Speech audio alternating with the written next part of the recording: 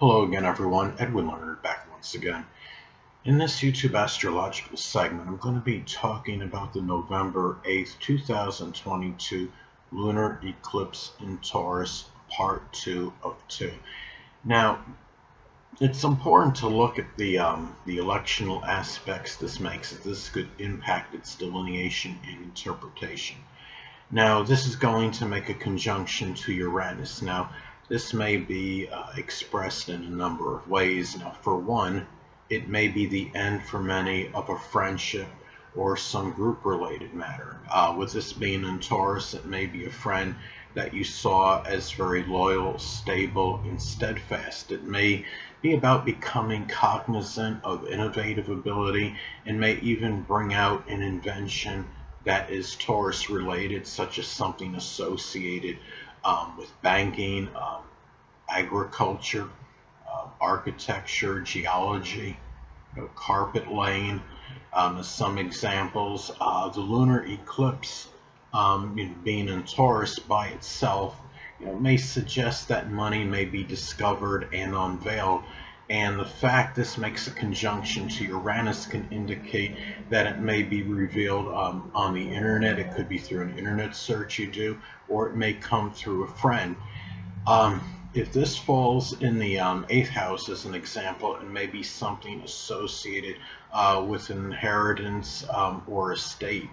And the thing is, the fact this is taking place on the eclipse, it may be something more monumental and life-altering. It could be such, for example, such a prodigious amount that you're willing to make some major changes, for example, as far as moving or starting a business in some cases.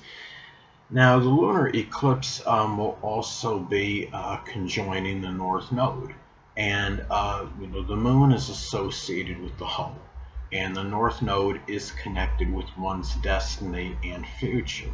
And for some, this could indicate something where one becomes aware and cognizant of their home life and family, and understands the situation, what it's really about at this point in time. And it may be a time where one, finally may decide after certain procrastination and hesitation to find a home that is stable, peaceful, and tranquil, as an example. Now, if this falls in the 4th house, or it's conjunct one's own natal moon, or let's say if it conjoins the 4th house ruler, it may help confer,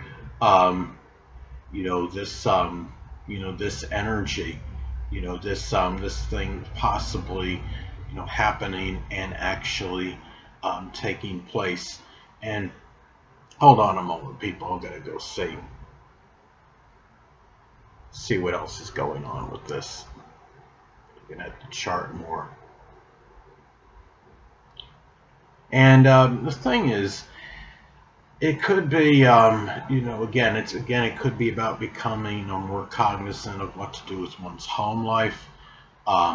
It can also, the fact that it's hitting the North Node can suggest that this was something that was truly destined and meant to be.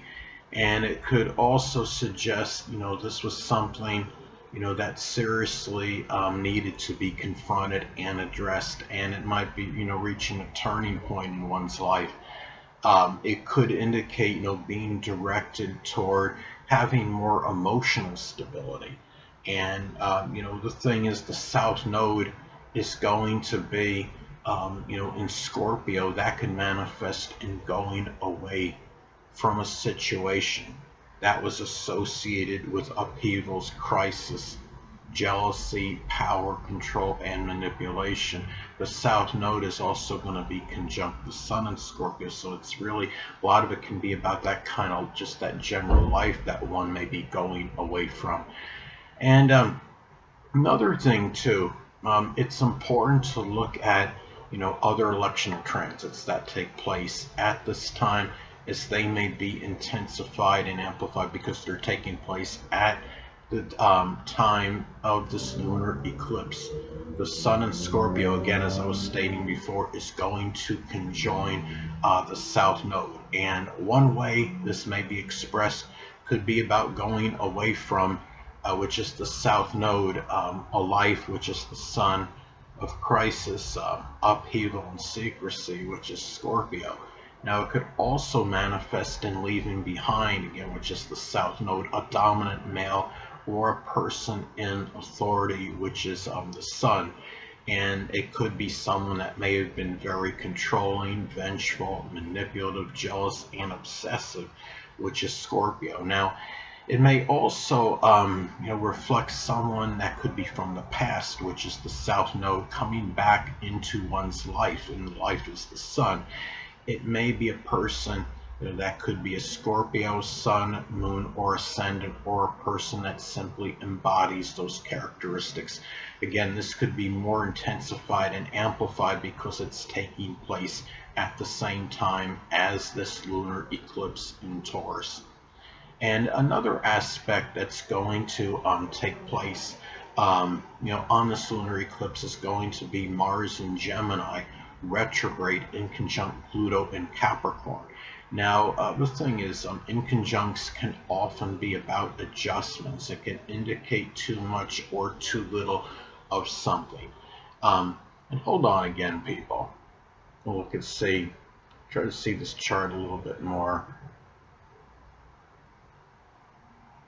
And again, it is going to be, the Mars in Gemini retrograde will make an inconjunct aspect to Pluto and Capricorn. Again, inconjuncts can often be about adjustments. It can indicate too much or too little of something.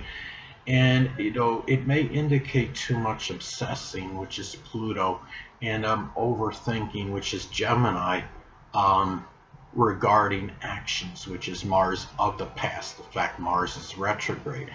In some instances, in remote cases, it may manifest in overemphasizing physical related injuries associated with the arms and the hands. Mars is about physical injuries. Gemini rules the arms and the hands, and it might have been something that occurred some time ago. This is retrograde. Or it could be too much of a focus on the transformation, which is Pluto, of a career, which is Capricorn, without considering those physical related issues. And the key is to find equilibrium and balance between the two. Now, lunar eclipses can often indicate the departure of a prominent female in one's life, sadly. And with this being in Taurus, it may be a Taurus sun, moon, or ascendant person, or one that embodies those characteristics. It may be somebody that is very loyal, steadfast, persistent, and stable. And with this conjoining Uranus in the North Node, it may be something that was truly meant to be, no looking back.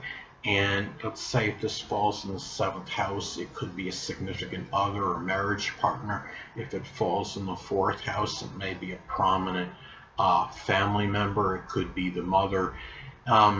If it falls in the 11th house, it might be a prominent female friend. And endings are not always bad. It could be somebody that may also have been, very, avaricious, greedy, and materialistic as well. That is departing one's life, and it might have actually been to one's detriment, and it could be a blessing that the person is actually leaving. Now, another thing about lunar eclipses is that I believe lunar eclipses can be serendipitous, something that may initially have been perceived as negative may actually translate into something auspicious. For example, let's say, for example, hold on a moment again, people. Let's see.